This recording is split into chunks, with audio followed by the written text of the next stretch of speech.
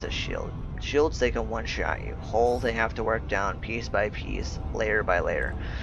So it really does give you a very much of a larger chance of surviving, which is really, really what you need. Ooh, 1 second, I think I just found the thing doing. Somebody can get me who I want. Oh, rats came too fast. So, yeah. So, and something you have to keep in mind is that when you fight ATR, you're not dealing with a single vessel. You're dealing with a wing. Sometimes it's 2, sometimes it's 3, sometimes it's more. And you have to be aware of those odds when you fight pain in the rears.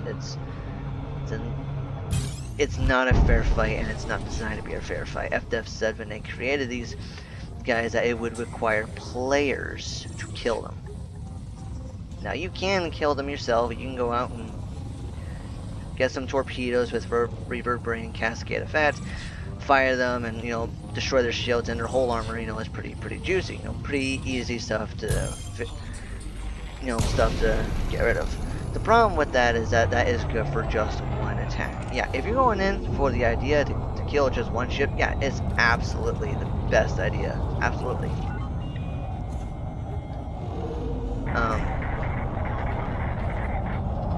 Come on, where's ATR? I know you guys want to show up now.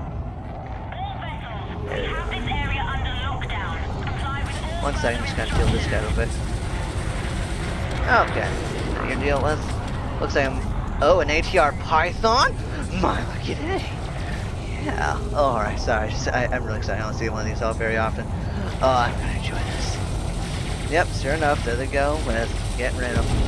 So one thing you want to keep in mind is that ATR, the vessels, when you attack them, everything they got is much higher effect than what you got. And right now they're firing missiles at me. So I need to take his shields down and fire my own missiles to try and level the field. And you also want to try and keep your effect to try and limit his ship's function with drag munitions, because that will hurt you in time.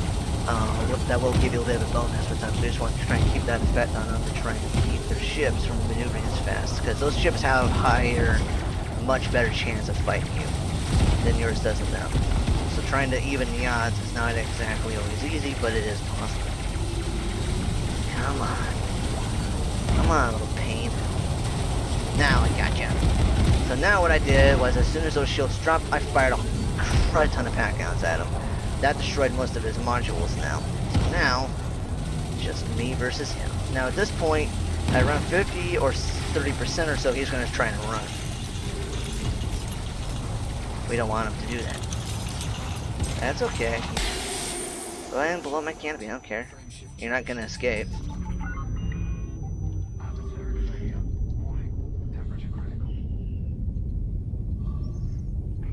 And just like that, ATR vessel down. Now, like I said, this is a never-ending fight.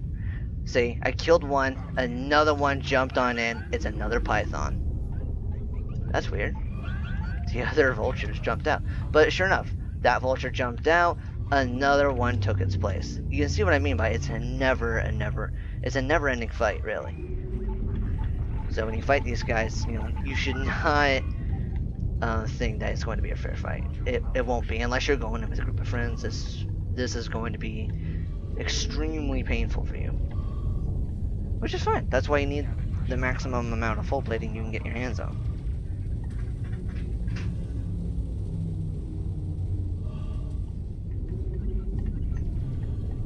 Come on.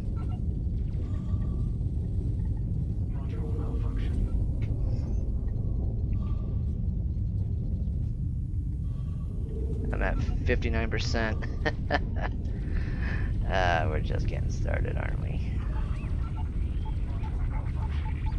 Well, you thought it was gonna go down easy. Not a chance. Interesting. These guys seem to be a little bit more vulnerable to explosive. I'll have to keep that in mind. Get back over here. That's right. Just gotta keep the DPS on them. The more DPS you got on them, the more of a chance you got. Shields are down. Fire those missiles. Hit those weapons, because all those weapons are directly in the front. The more you take them out, the faster you have a chance of winning this fight.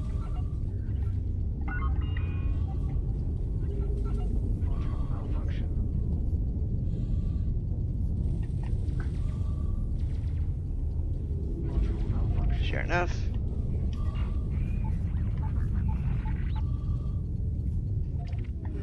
Now he's going invisible for a little bit. You just gotta keep the pressure on him.